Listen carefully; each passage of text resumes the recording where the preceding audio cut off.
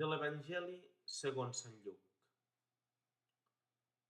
En aquell temps, veient que tots els cobradors d'impostos i els altres pecadors s'acostaven a Jesús per escoltar-lo, els fariseus i els mestres de la llei murmuraven entre ells i deien: «Aquest home acull els pecadors i menja amb ells».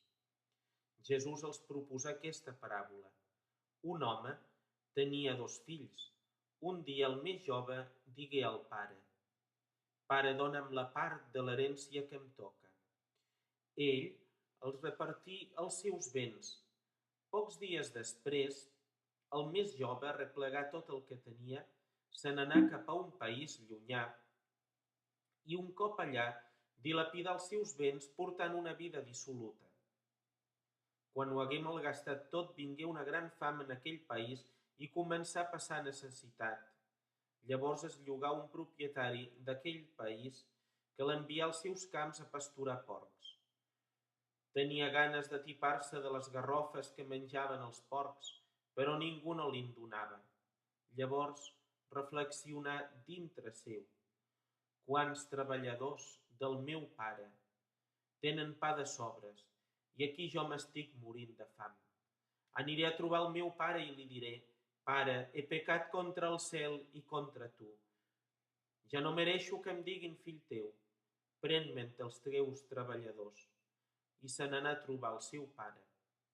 Encara era lluny que el seu pare el veié i es commogué. Corregué a tirar-se-li al coll i el besà.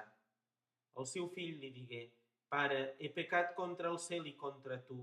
Ja no mereixo que em diguin fill teu». Però el pare digué als criats: «Porteu de pressa el vestit millor i vestiu-lo. Poseu-li un anell i calçat. Porteu el vedell gras per celebrar-ho. Mateu-lo i mengem, perquè aquest fill meu, que ja donava per mort, ha tornat viu. Ja el donava per perdut i l'hem retrobat». I es posaren a celebrar-ho. Mentrestant, el fill gran tornà del camp. Quan s'acostava a casa sentí músiques i balls, i cridà un dels criats per preguntar-li què era allò. Ell li digué: «Ha tornat el teu germà. El teu pare, content d'haver-lo recobrat en bona salut, ha fet matar el vedell gras». El germà gran s'indignà i no volia entrar. Llavors sortia el pare i el pregava. Però ell li respongué: «He passat tants anys al teu servei sense haver desobeït mai ni un sol dels teus manaments i no m'has donat mai un cabrit per fer festa amb els meus amics. I ara que torna aquest fill teu després de consumir els teus béns amb dones públiques, fas matar el vedell gras?» El pare li contestà: «Fill, tu sempre ets amb mi i tot el que jo tinc és teu.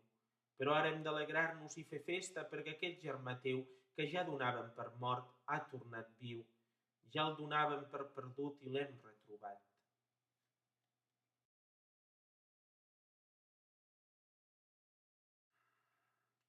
L'Església ha donat al quart diumenge de Quaresma el nom de Dominica Laetare, el diumenge de l'alegria. Laetamini cum Jerusalem et exultate in ea omnes qui diligitis eam. Alegreu-vos amb Jerusalem, feu festa tots els qui l'estimeu. Així diu el profeta Isaïes al poble de Déu. La Quaresma no és pas una època trista, puig que vivim en l'esperança i això ens dona un goig molt gran. No comencem tal vegada a albirar ja la Pasqua que s'atansa? La paraula de Déu ens ofereix motius de joia perquè ens comunica una bona notícia. Déu ens estima i ens dona la possibilitat de viure amb ell per sempre a casa seva. Déu s'ha compadit de l'ésser humà, perdut i mort en les tenebres del pecat, i li ha manifestat la seva misericòrdia en Jesucrist, mort i ressuscitat per la nostra salvació. Per comunicar-nos aquesta bona notícia, Jesús justifica davant els fariseus i els mestres de la llei la seva pràctica inaudita de perdonar pecats i recuperar els homes i dones per a Déu. Per això, en comptes de paràbola del fill pròdig, penso que la narració evangèlica d'avui hauria de portar per títol Història del Pare Meravellós. Efectivament, Déu és un Pare meravellós. El pare de la paràbola, que es commou quan veu retornar aquell fill perdut, és una icona del Pare del cel reflectida en el rostre del Crist. El seu amor és més gran i va més enllà de la transgressió del seu fill petit i de la mesquinesa del seu fill gran. Molt sovint, les relacions entre germans són difícils, però quin bé tan gran per tots dos que el pare posi entre ells el bàlsam de l'amor i del perdó. El fill petit va ferir el pare en demanar-li la part de l'herència que li corresponia, ja que això per a la mentalitat antiga era com desitjar-li la mort. I el va ferir també en marxar de casa, però l'experiència que va haver de suportar quan van finir les alegries que els diners li proporcionaven fou extremament dura. En la mentalitat d'un jueu, arribar a pasturar porcs és el punt més baix i miserable de la degradació d'un ésser humà. En el fons, una vida sense sentit. No hi ha alguna similitud entre el fill petit i la nostra societat actual que abandona Déu? Fins ara hem anat vivint amb la part d'herència dels valors d'una cultura cristiana, però què passarà quan això s'acabi? Ja estem veient ara que la llunyania respecte de Déu no ens està portant precisament a una situació ideal. El fill gran tampoc és cap model de res, ja que tot i que ha obeït escrupolosament els manaments del pare, mai no ha valorat el que tenia i vivia més com a servent que com a fill. Tants anys a la casa del pare i encara no se n'havia adonat que tot el que era del pare també era seu. Com podia perdonar llavors el seu germà? Com podia donar allò que no tenia? El fill gran em fa pensar en molts cristians que semblen estar a prop de Déu, però que efectivament són a milers de quilòmetres lluny. El fill petit se n'anà a un país llunyà, però el gran, tot i haver-se quedat a casa, vivia allunyat del seu pare. Ara bé, tant en un cas com en l'altre, Déu no vol servents, sinó fills, encara que sovint nosaltres arribem a defraudar el seu amor.